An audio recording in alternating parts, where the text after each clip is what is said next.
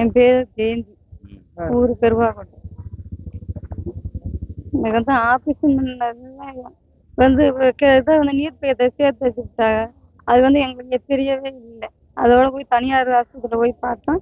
அப்போதான் சொன்னாங்க நீர் பையை சேர்த்து தச்சுட்டோம்னு சொல்லிட்டாங்க. அதுல இருந்து எனக்கு வந்து ரொம்ப வேதனையா இருக்கு. சாப்பிட முடியல, வயிறு வலிக்குது, ரொம்ப வேதனையா இருக்கு. எப்ப ஆஸ்பத்திரி அட்மிட் ஆனியா? எப்ப பண்ணது ஆபரேஷன்? ஒரு மாசம் இருக்கு. என்ன செய்யணுமா? உங்களுக்கு என்ன செய்யணும்? எனக்கு வந்து நடவடிக்கை எடுக்கணும். இதனால உங்களுக்கு எவ்வளவு வலி வேதனை இருந்தா? எனக்கு அதிகமான வலி, நடக்க முடியல, ஆட்டோமேட்டிக் நீர் போய்கிட்டே தான் இருக்குது எனக்கு.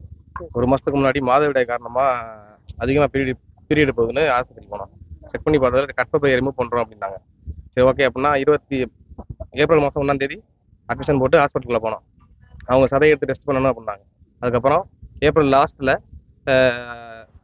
27 அந்த ரேஞ்சில் ஆப்ரேஷன் பண்ணுறதுக்கு எல்லாம் அலோட் பண்ணி ஆப்ரேஷன் பண்ணாங்க.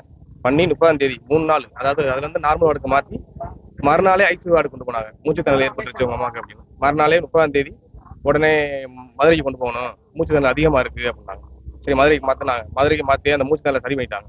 மூச்சு திணறல் சரி பண்ணிட்டு 8ஆம் தேதி டிஸ்சார்ஜ் பண்ணாங்க. டிஸ்சார்ஜ் பண்ணி கொடுத்து எங்களை வெளியேற்றிட்டு அந்த 8ஆம் தேதி அந்த யூரின் பையை ரிமூவ் பண்ணாங்க பார்த்தீங்களா? யூரின் பையை ரிமூவ் பண்ணுற அன்னைக்குன்னு அது அங்கேருந்து 3 மணி நேரம் டிராவல் வீட்டுக்கு வந்துட்டோம். வீட்டுக்கு வந்தது வந்து ஆட்டோமேட்டிக் யூரின் வந்து எந்திரிச்சாலே போக ஆரம்பிச்சிருச்சு. நாங்கள் அப்புறம் ஒரு நாள் பார்த்தோம், சரி சரியாயிரும் அப்படின்னு. சரியாகலை.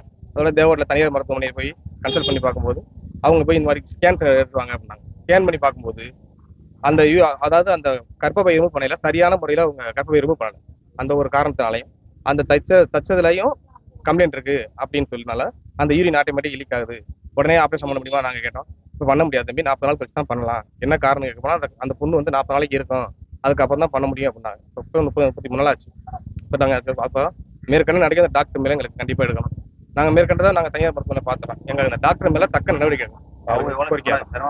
ரொம்ப சிரமப்படுறாங்க. ஒரு நாளைக்கு இப்போ குறைஞ்சபட்சம் குறைஞ்சது ஒரு நாளைக்கு 30-40 பேம்பர்ஸ் யூஸ் பண்ணிட்டு இருக்காங்க.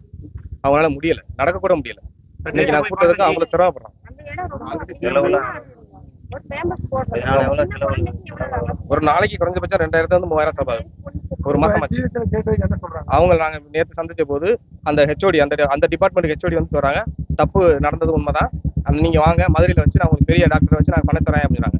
நாங்க மறுபடியும் டீன்ட்ட பேசிக்கிறோம் அப்படின்னா டீன்ட்ட போய் பேசும்போது அவர் வந்து இது வந்து இயல்பா நடக்கக்கூடியதா அப்படின்னு ஒரு டீனை வந்து வேற ஆள் சொல்லி பேசுறாங்க.